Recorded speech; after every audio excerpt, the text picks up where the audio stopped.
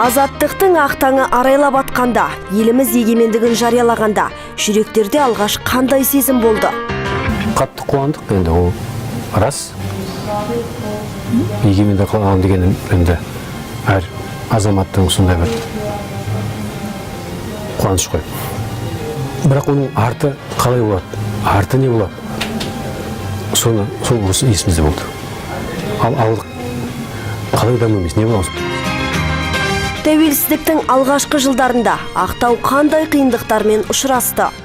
Бұл мезгілде бізде қалада сол бюджеттің көлемі 900 миллион теңге барлығына.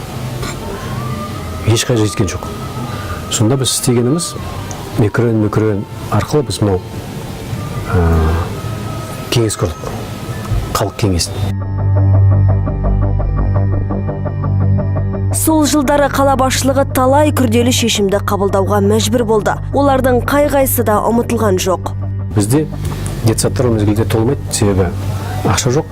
Адам баланы садикке бере алмайды. Садик толық емес, зарплатын өз-өзіне есе алмайды.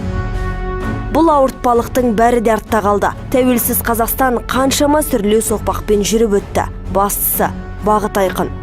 25 жыл дегенде ол аз емес те, бірақ басқа мемлекеттер арасында көп емес те. Осы жылдың арасында біз көп жетістікке жеттік, көп реформа істедік.